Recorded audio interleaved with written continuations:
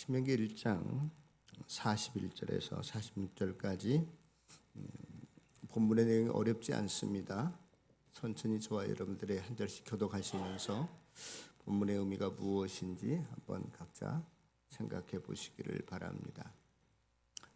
그러자 당신들이 나에게 말하기를 우리가 우리 주님께 죄를 지었으니 주 우리 하나님이 우리에게 명하신 대로 다 올라가 싸우자 하였습니다. 그리고는 각자 자기의 무기를 들고 경솔하게 그 산지로 올라갔습니다. 네, 주님께서 나에게 말씀하시기를 그들에게 전하여라. 너희는 올라가지도 말고 싸우지도 말아라. 내가 너희 가운데 있지 않으니 너희가 적에게 패할 것이다 하셨다. 내가 이 말씀을 당신들에게 전하였지만 당신들은 듣지 않았고 주님의 말씀을 거역하고서 당신들 마음대로 산지로 올라갔습니다. 그러자 그 산지에 살던 아모리 사람이 당신들을 보고 벌떼같이 쫓아나와서 세일에서 푸른마까지 뒤쫓으면서 당신들을 쳤습니다. 당신들이 돌아와 주님 앞에서 통곡을 했지만 주님께서는 당신들의 소리를 듣지 않으시고 귀도 기울이지 않으셨습니다. 그렇게 많은 날을 보내고 난 뒤에 예전에 어느 중앙일간지에 어느 대학의 어떤 진보적인 그 교수님께서 글을 기고하셨던 것을 좀 제가 기억해 볼 수 있습니다. 그 기고문의 내용은 그런 것입니다. 보통 대통령 재임 시절에 이제 총선을 준비하는 데 있어서 그러니까 그 당시 집권 여당이 되겠죠. 대통령들이 자기 퇴임 후에 신변 안전 보장이랄까요? 이런 것들이 염려돼서 항상 우리나라 법 체계상으로는 대통령이 정당의 공천권을 좌지우지한다거나 공천권에 개입할 수 없는데 누구나 다 공공연한 비밀처럼 자기가 속한 당에 대통령들이 공천권을 행사하는 것 같습니다. 그러나 공공연한 비밀이지만 쉬쉬하면서 이제 그렇게 하게 되는데 그때 당시에 그 대통령은 아주 그냥 드러내놓고 누구를 공천하고 누구를 커트하고 이제 이런 일이 벌어졌어요. 그래서 그 교수님께서 신문에 기고하기를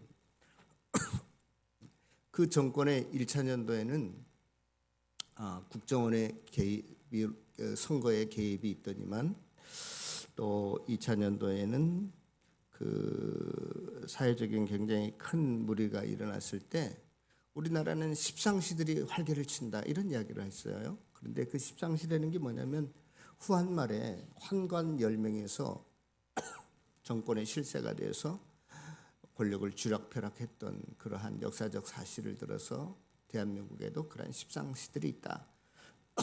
그러한 이야기를 했던 걸로 기억이 납니다. 그 다음에 3년 차 때는 누구나 다 원치 아니하게 죄송합니다.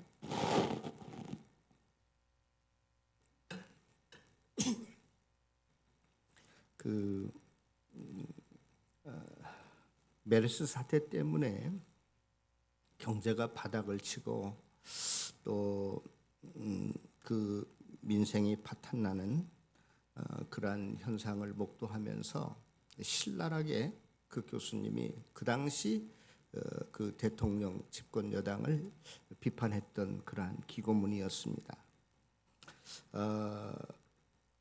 더 웃겼는데요. 그 기고문을 끝내면서 결론이 뭐냐? 지금 상황이 개판이 되는 거예요. 실제로 그 진보 교수님의 논평이 맞는지 틀리는지 저는 잘 모르겠습니다.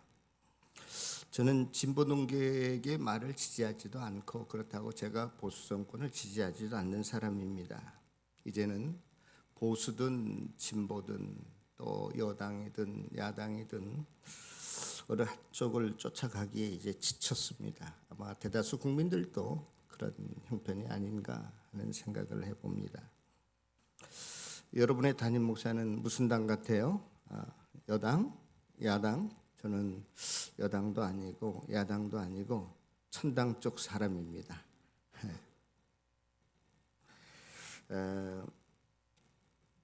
지금 우리나라가 어떠한 형편, 어떠한 형국에 처해 있는 것 같습니까? 그 한참 오래된 이야기지만 그 교수님이 논지의 그 결론을 개판이라고 했던 것처럼 저도 우리나라의 상황이 지금 그런 상황이 아닌가 하는 생각을 해봅니다. 꼭 세속 정치뿐만이 아니라 교회 내에서도 마찬가지고 또 개인적으로도 마찬가지입니다. 뭐가 개판인가? 다 자기 관점에서만 보는 것입니다. 자기 멋대로 뜻대로 되어야지, 그렇지 않으면 나머지는 다 개판인 것이죠.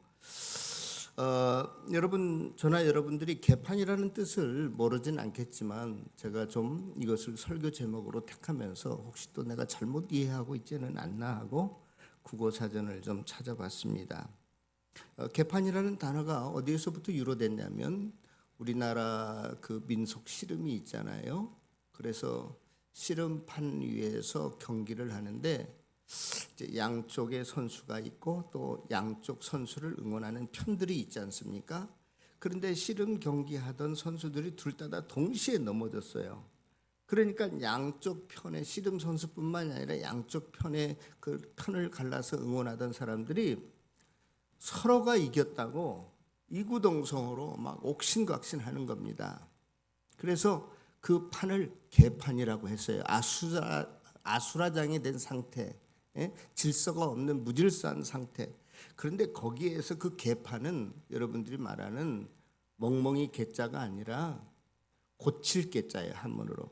이 판을 다시 해야 되겠다라고 하는 뜻에서 개판이라는 단어를 사용했는데 이것이 나중에는 이렇게 시대가 지나면서 정말로 멍멍이 개판이 돼버리고 말았다. 개견자를 써가지고 그렇게 돼버렸다는 거예요. 이와 비슷한 말이 또 아사리판이라는 게 있어요. 우리가 자주 쓰는. 이 아사리판은 나는 처음에 일본인 줄 알았어요. 그런데 이 아사리판도 순수한 토종 한국어더라고요. 이 아사리판은 일본어가 아닙니다. 이 아사리판은 불교 용어인데요. 불자들이 수행할 때 조용히 무건 수행을 하지 않습니까? 말을 입 밖으로 내지 않고. 그런데 어떤 불자들은 이 박수를 치면서 그냥 온갖 시시껄렁한 이야기들을 떠들면서 하는 것, 그것을 아사리라고, 아사리판. 제가 그 아사리라는 말을 순 한국 토속어인데 어디서 나왔는지는 뭐 또 설명하자면 길어지니까 그냥 순수한 한국말이다. 여러분들이 그렇게 아셨으면 좋겠습니다. 아무튼 정신이 하나도 없고 무질서하고 엉망진창인 상태를 아사리판 혹은 한국말로 개판이라고 하는데요. 어떤 사리에 어긋나거나 질서가 없는 거예요. 사리라고 하는 것은 어떠한 일이 진행되어지는 일정한 법칙, 도리, 방법을 의미하는 것이거든요. 그렇다면 우리 그리스도인들, 우리 선민들이 마땅히 걸어가야 될 어떠한 사리, 도리가 있다면 그건 뭐 당연하게 다른 건 묻지 않아도 하나님의 뜻대로, 하나님이 저와 여러분들을 향하신 계획대로 그 일을 행하는 것이 맞습니다. 하나님의 뜻과 말씀이 그리스도인들에게 적용되지 않고 실천되지 않는다면 그 모든 삶은 다, 그 모든 사역의 현장은 다 뭐요? 개판인 셈이죠. 그러나 아담과 하와가 범죄하기 이전의 상태는 어땠느냐? 무슨 판 같아요? 온전히 하나님의 통치와 하나님의 뜻과 계획이 이루어진 곳이었기 때문에 굳이 그 판을 명명한다면 하나님 판이다. 우리가 그렇게 정의해 볼 수 있지 않겠습니까? 그런데 인간이 에덴 동산에서 범죄한 이후로 타락한 이후의 삶은 완전히 개판이 되어버린 셈이죠. 왜냐하면 내가 내 뜻을 내세웠어요. 하나님의 뜻이 있는데 하나님의 뜻은 분명히 모든 것은 너희 마음대로 다 해도 좋아. 딱 한 가지만 하지 마라. 중앙에 있는 선악과만 따먹지 말라 그랬는데 그 한 가지를 어긴 거예요. 자기 마음대로 하고 싶은 거예요. 그것만 먹으면 나도 하나님처럼 뭐 좀 될 것 같아요. 그래서 그걸 다 먹습니다. 그래서 범죄하기 이전에는 아담과 하와가 온 세상을 만드시고 또 주관하시고 이끄시는 하나님의 뜻대로 하나님의 말씀 안에서 섭리 안에서 살았지만 내 뜻을 한번 실현해 보겠다라고 하는 그 순간 선악과를 따먹었고 인간은 개판의 삶을 살게 돼요. 자기가 벗었다는 것을 알게 됩니다. 선악과를 따먹은 다음에 아담과 하와가 자기 자신의 몸을 보니까 알몸이 되었다는 것을 알게 돼요. 여러분, 알몸이라는 것이 무엇을 상징하는 건지 아십니까? 알몸이라고 하는 것은 굉장히 부끄러운 수치를 이야기하는데 그 전까지는 범죄하기 전까지는 자기네들이 알몸인 상태인지도 몰랐어요. 그런데 성경에 보면 자기네들이 알몸인 것을 알고 부끄러워했다는 말은 지금까지 자기네들이 가장 아름답고 선하고 가치 있는 것이라고 여겼던 것이 죄를 짓고 난 다음에 보니까 도리어 그것이 수치스러운 걸로, 부끄러운 걸로, 무가치한 걸로 변해져 버렸다는 것을 깨달은 거예요. 그래서 에덴 동산으로부터 개판이 된 인간들은 쫓겨나갈 수밖에 없었어요. 에덴 동산이라고 하는 것은 온전히 하나님의 뜻이 이루어지는, 하나님이 판을 깔아놓은 것인데 거기에 인간이 범죄함으로 자기 뜻대로 살려고 하는데 더 이상 용납할 수가 없었습니다. 그래서 이 인간들은 그 이후로부터 에덴 동산으로부터 쫓겨나가게 된 것이죠. 여러분, 에덴 동산에서 쫓겨난 모든 인간의 삶은 개판이 되었을까요? 하나님판이 되었을까요? 물어볼 필요도 없죠. 단 어느 곳 한 곳도 하나님의 뜻대로 행해지는 것이 없었습니다. 인간은 하나님 없이 살아갈 때는 뭡니까? 오직 자기의 판단, 자기의 계획, 자기의 경험, 지식 이런 걸로만 살아갈 수 있어요. 저는 이 이야기를 할 때마다 목회자인 저를 항상 되돌아봅니다. 내가 말로는 하나님의 말씀을, 성경을, 하나님의 뜻을 전한다고 하지만 그거는 그냥 허울 좋은 미명뿐이고 실제로는 내 뜻, 내 생각, 내 사상을 여러분들에게 설교하지 않나, 이런 게 항상 제일로 조심스럽고 두려운 거예요. 하나님을 떠난 인간들, 더 이상 하나님의 음성을 들을 수도 없고 하나님의 뜻을 발견할 수도 없는 인간들은 완전히 독립하고 해방된 것처럼 보이지만 실은 하나님이 없기 때문에 자기의 지성과 이성과 합리화 이런 걸로 살아가야 되기 때문에 뭐가 이 땅을 살아갈 때 자기네들에게 힘이 돼요?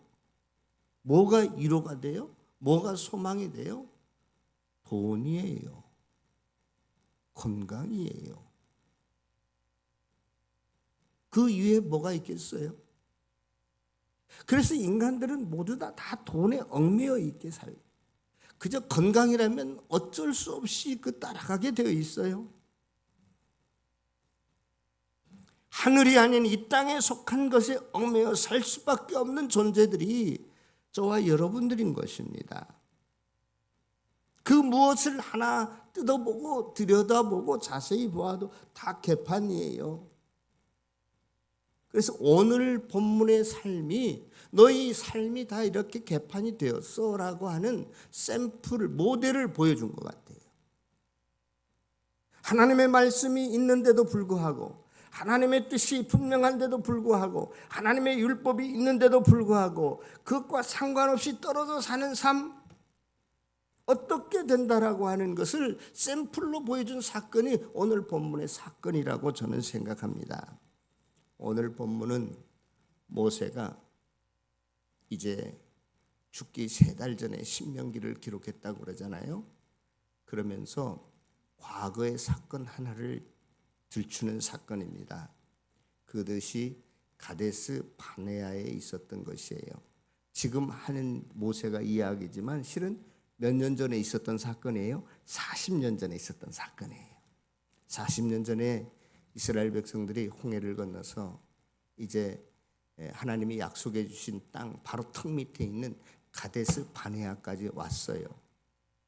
왔을 때 거기서 이스라엘 백성들이 뭘 했냐면, 야, 하나님이 약속해 주신 땅에 다 왔는데 우리가 그 약속의 땅을 들어가서 차지하려면 우리가 어떤 길로 들어가야 될지, 또 거기에 들어가면 어디에 누가 사는지, 또 그 성에는 군사가 몇 명이 있는지.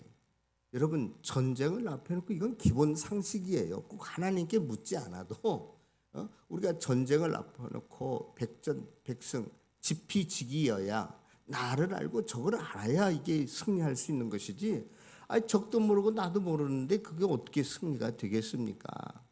그래서 손자병법에 지피지기하면 백전백승할 수 있다, 그런 이야기가 나온 거잖아요.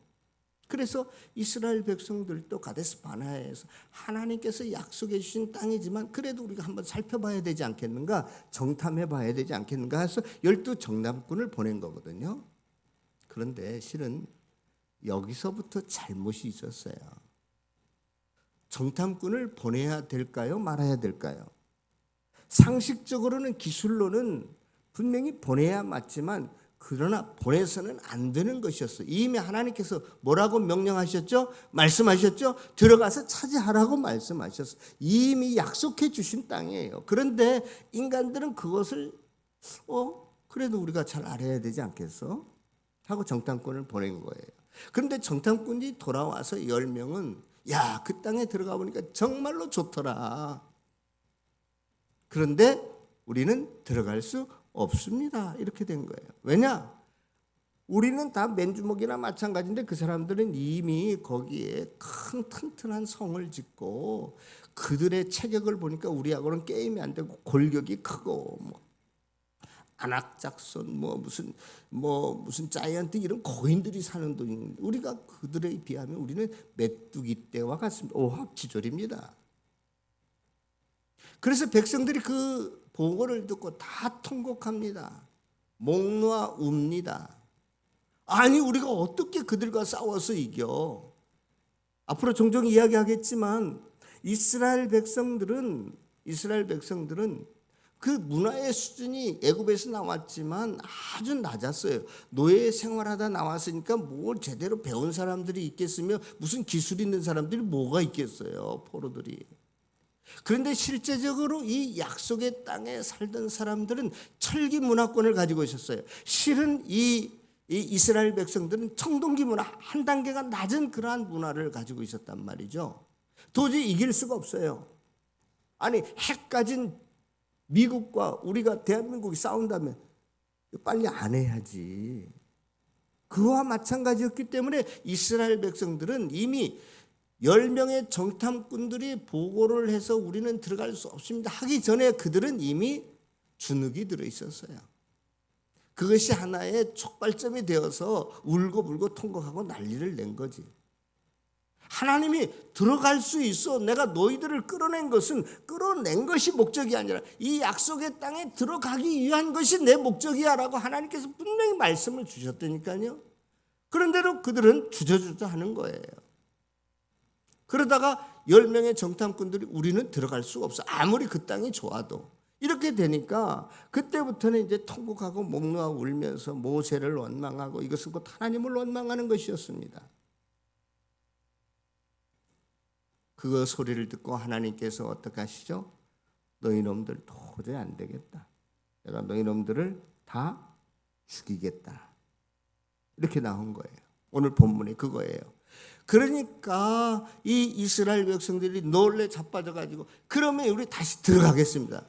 하나님이 또 뭐라고 말씀하시죠? 이제는 들어가면 안 돼. 그래도 들어가겠습니다. 완전히 있잖아요. 비 오는 날 누가 울지요? 예? 누가 울어요? 비 오는 날. 청개구리가 왜 울지요? 늘마다 엄마 말씀에 거꾸로만 행했잖아요. 아니 들어가라고 할 때는 안 들어가고 이제는 들어가면 안 돼. 그러니까 들어가서 싸우다가 대패하게 됩니다. 이것이 오늘 본문의 말씀이에요. 제가 서두에 어느 분이 이 형국을 개판이라고 이야기했던 것처럼 정말로 신앙적인 측면에서 보면 온전히 하나님의 뜻이 이루어지는, 하나님의 뜻대로 섭리대로 계획대로 이루어지는 것이 하나님의 판국인데, 하나님의 뜻은 전혀 온데간데 없고 그저 인간의 생각대로만 펼쳐지는 이 현장을 가리켜서 우리는 뭐라고 말할 수 있다? 개판이라고 말할 수 있다라고 하는 것입니다. 그래서 오늘 설교의 제목이 우리의 삶이 더 이상 개판이 아닌 어떤 판으로 만들어가자, 하나님 판으로 만들어가자라고 하는 것이 오늘 제가 여러분들에게 말씀드리려고 하는 핵심인 것입니다. 이스라엘은 정말로 개판이고 죄판이에요. 하는 짓마다 하는 게 명령을 어기는 뭐예요? 죄를 짓는 겁니다. 죄를. 여러분 판이 뭡니까? 시공간의 양면에 걸친 현상들, 어떤 일이 일어나는 그 사건의 현장을 죄송합니다. 필드라고 이야기할 수 있어요. 예? 그렇다면 하나님의 판이라고 하는 것은 또다시 말씀드리지만 하나님의 계획이, 뜻이, 말씀이, 하나님의 역사가 벌어지고 일어나는 그 현장이 하나님 판 아니겠어요? 그런데도 분명한 하나님의 뜻이 있고 말씀이 있고 율법이 있는데 거기에 따르지 않고 하나님의 계획과 율법을 순종하지 않고 살아가는 우리 모든 삶의 영역은 다 개판이라는 거예요. 그것이 저와 여러분들의 눈에 아무리 화려하게 보이고 좋게 보이고 출세한 것처럼 보여도, 안정된 것처럼 보여도 그건 개판인 거예요. 개판인 신앙생활이고 개판인 가정생활이고 개판인 목장생활인 거예요. 그저 나만 편하면 되는 거예요. 내가 이익이 되면 되는 거예요. 오늘 성경은 저와 여러분들에게 그것을 증거하고 있어서 내가 편하다고 그것이 하나님이 원하는 판이 아니라는 거예요. 모두들 자기들의 기준이야.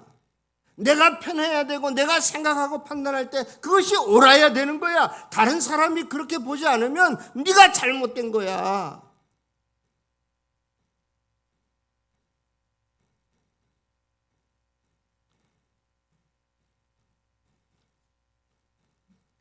사랑하는 성도 여러분, 그러므로 우리의 삶이 개판이 아니라 하나님 판으로 바뀌어지려면 어떻게 해야 되겠습니까? 딱 한 가지인데 제가 지금까지 여러분들에게 말씀드린 핵심적인 게 딱 한 가지예요.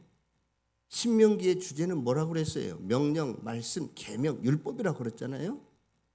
하나님의 율법대로 사는 것이 하나님 판으로 바꾸는 거예요. 말씀대로 순종하는 것이. 그러려면 저는 매일 큐티하는 것이, 아침에 일찍 일어나서 하루를 살기 전에 성경을 한번 읽어보고 이 말씀이 무슨 내용이구나, 오늘 내가 무슨 일을 하는데 누구를 만나는데 이 말씀의 원리대로 살아야 되겠구나라고 적용하는 것. 그럴 때 여러분들이 삶의 현장에 나아가서 말씀에 순종하는 삶, 그것이 여러분들의 계획대로 되든 안 되든지 간에 실천하는 삶이 하나님의 판국이 되는 거예요. 요즘 우리가 매일 일어나서 여호수아를 큐티하고 있습니다. 오늘 기록한 신명기 모세의 비서실장 노릇했던 사람이 여호수잖아요. 그래서 여러분들 이 신명기와 여호수아는 거의 다 쌍으로 나가요.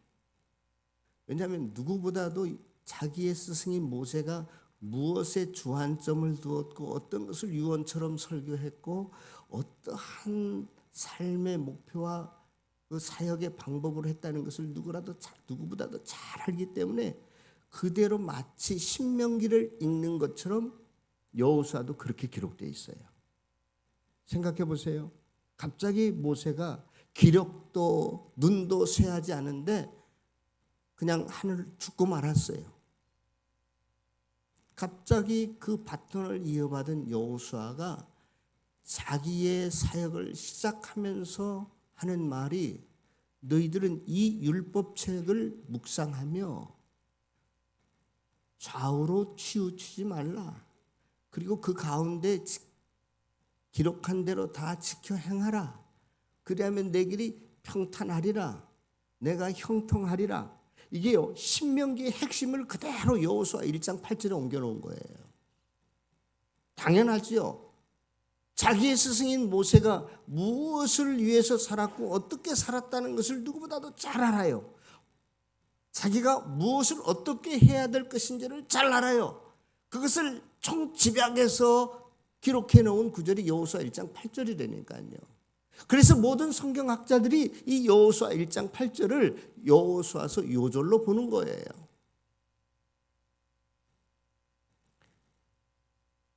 우리가 지금 여호수아서를 그래서 그런 연장선상에서 저는 묵상해 가고 있는데요. 여호수아에서 보면 제일 먼저 하나님께서 요단강을 건너자마자 여리고성을 무너뜨리는데 하나님께서 일일이 다 말씀하시고 그대로 순종합니다. 제일 먼저 여호와의 궤를 메고 가고 그의 백성이 따르고 뭐 매일 하루에 한 바퀴씩 돌고 조용하게 돌고 일곱째 날에는 7바퀴를 돌고 함성을 한번 지르면 이게 다 있잖아요. 말씀대로 율법대로 행해요. 그래서 대성공을 거둡니다. 그런데요, 그렇게 여호수아를 잘 공략하고 난 다음에 바로 옆에 있는 아이성이라고 하는 성을 무찌르는데 이스라엘 백성들이 가만히 보니까 여리고성에 비하면 너무나 작은 성이야. 한 2-3천 명만 군대를 보내도 너끈히 이길 수 있는 성이야.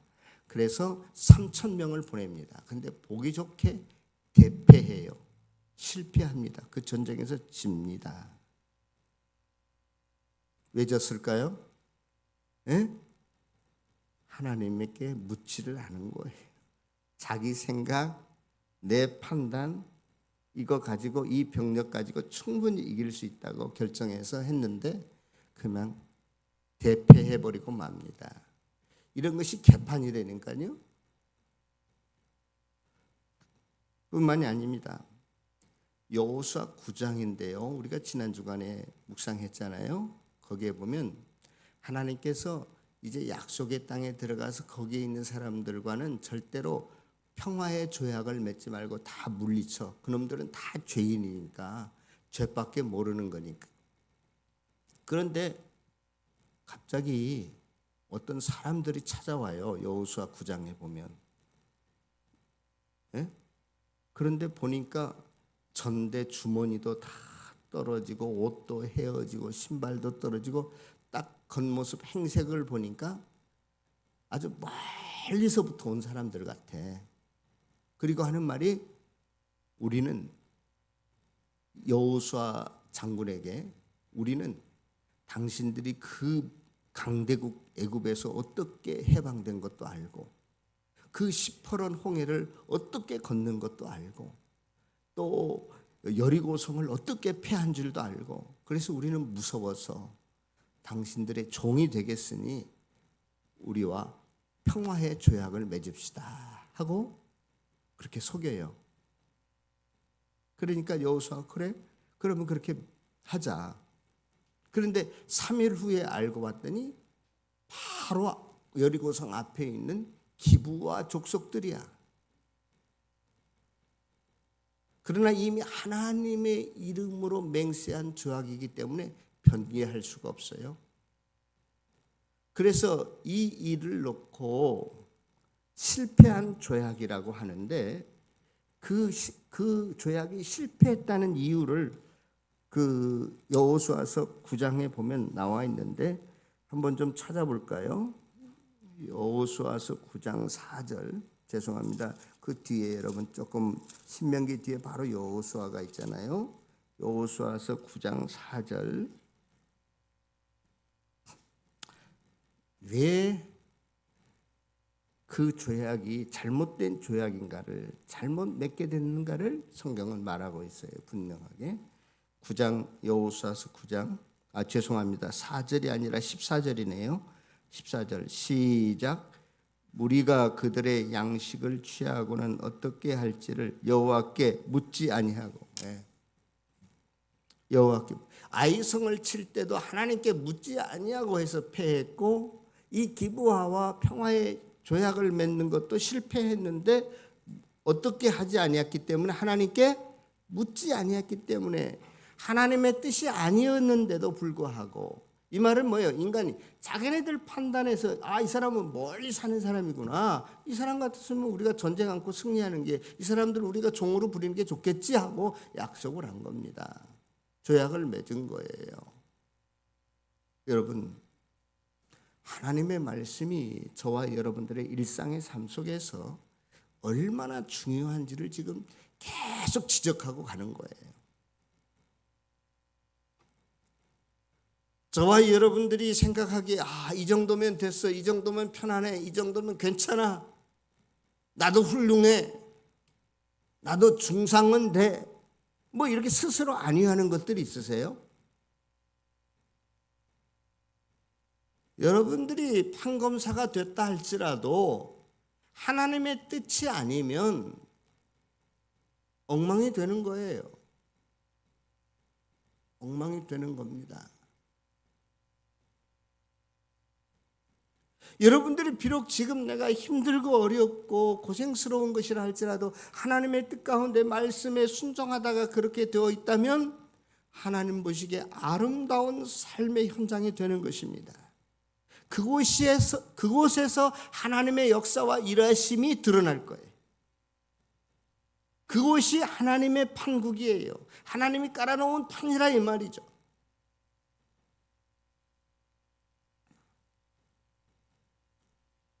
사랑하는 성도 여러분, 어디 전쟁뿐이겠습니까? 저와 여러분들이 생각하고 있는 어떤 사업, 앞날의 문제, 학업, 진학, 결혼, 건강, 어떠한 문제든지 다 그것을 가지고 하나님 앞에 나아가서 하나님께 물어보십시오. 이 일에 대한 하나님의 계획이 어디에 있습니까? 하나님의 뜻이 무엇입니까? 그것이 하나님이 역사하시고 일하시고 하나님의 뜻이 이루어지는 하나님의 통치가 있는 영역이 되도록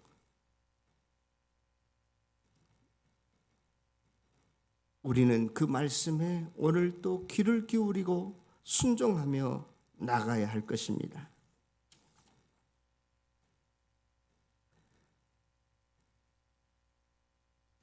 신명기서 오늘 1장에서 샘플로 보여준 저와 여러분들의 이 사건은 너희들의 선조들처럼 40년 전에 이 선조들처럼 개판으로 살지 말고 하나님 판국으로 바꾸어서 살으라고 하는 메시지의 결론입니다.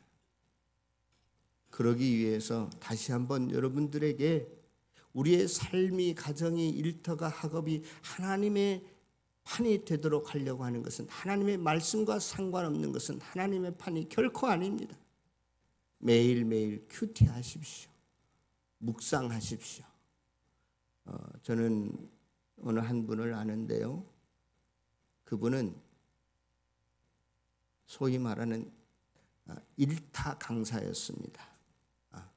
고등학생들에게 대입 수능을 준비시켜주는 일타 강사를 했는데 너무너무나 젊은 나이에 자기 이름이 뜨다 보니까 다들 자기한테 와서 아부하는 거예요. 그리고 모든 주변의 사람들이 다 무엇만을 향해서 나가는 거예요? 돈, 명예, 권력. 자기가 너무너무나 지금 잘 나가고 있는데 이렇게 계속 나가다가는 이제는 추락하는 길밖에 없겠다. 갑자기 문득 두려운 생각이 들더래요. 더 높아지기 전에 내가 여기서 빠져나오는 것이 내 살 길이다.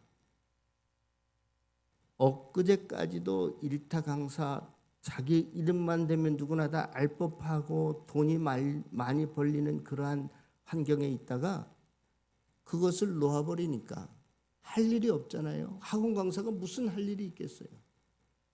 그래서 밤낮으로 뛰면서 일을 해가는데 주차장에서 말씀을 묵상하고 삶의 현장에서 말씀을 묵상하면서 일하고 저녁에 아무리 피곤해도 말씀을 붙들고 내가 얼마나 제대로 살았는지 오늘의 삶을 성찰해보고 반성해보고 하면서 말씀에 철저하게 자기 자신을 바치는 치열한 삶을 살아가기 시작했어요.